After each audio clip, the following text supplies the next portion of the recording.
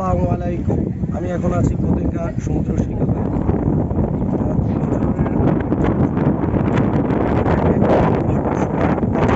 সমুদ্র খুবই উত্তাল। এখানে ৯ নম্বর বিপদ সংকেত দেখিয়ে যেতে বলা হয়েছে।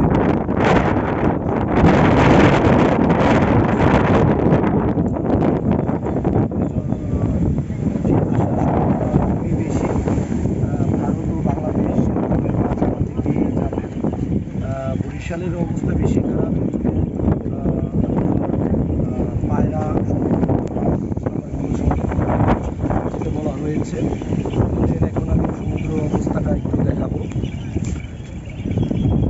এই যে দেখতে পাচ্ছেন যে এখন ভাটার টাইম, সচরাচর এত পানি থাকে না, কিন্তু ভাটার টাইমের পরও দেখেন কত বড় বড় ঢেউ, কত বড় বড় ঢেউ। পর্যবেক্ষণ করতে আমাদের সাথে এসেছে আমাদের বাবু ভাই, মনির ভাই। ওয়েদারটা সুন্দর, কিন্তু এখানে মানুষের বিপদ সন্নিকটে। তাই আল্লাহ পাকের কাছে সবাই দোয়া করুন জানি এই বিপদ থেকে আমরা মোকাবিলা করতে পারি, বাংলাদেশকে জানি আল্লাহ পাক হেফাজত রাখেন। লোকজন তেমন নেই। এর আগে অনেক বাতাস ছিল, এখন স্বাভাবিকভাবে বাতাসটা একটু কম। বিকেল টাইমে এখানে লোকের সমাগম হয়, কিন্তু ঝড়ের কারণে তেমন মানুষ আসেনি। আমি এসেছি আপনাদের আপডেট জানানোর জন্য।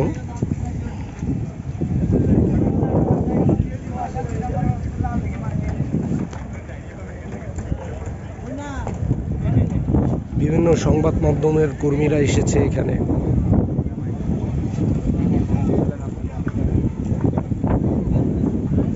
সাগরের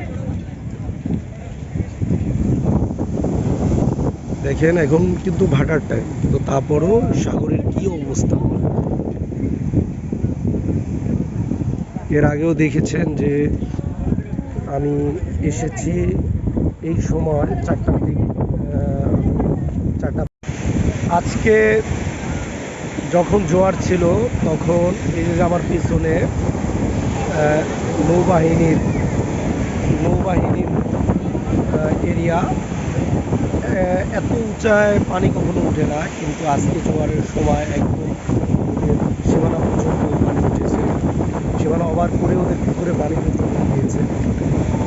আর ঘূর্ণিঝড়ের কারণে পতেঙ্গা শহর কক্সবাজারের ৯ নম্বর মহাবিপদ সংকেত দেখানো হয়েছে, এবং বরিশালের পায়রা বন্দর এবং মংলা সমুদ্র বন্দর ১০ নম্বর মহাবিপদ সংকেত দেখিয়ে যেতে বলা হয়েছে।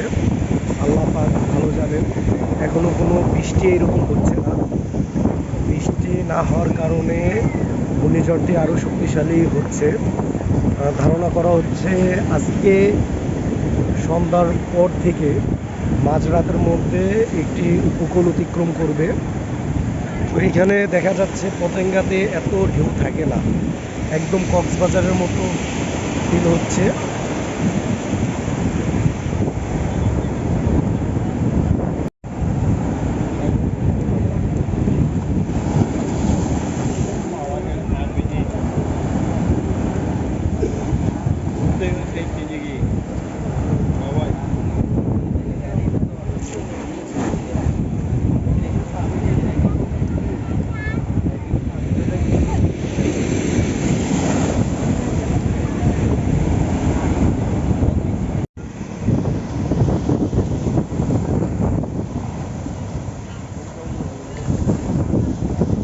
ভাটার টাইম, তারপরও দেখেন কত বড় বড় ঢেউ।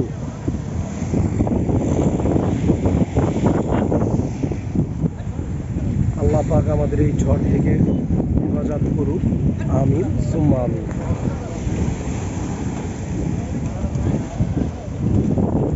এই যে আরেকটা ঢেউ আসতেছে, বিশাল বড় ঢেউ। মহাবিপদ সংকেত দেখিয়ে যেতে বলেছে আবহাওয়া।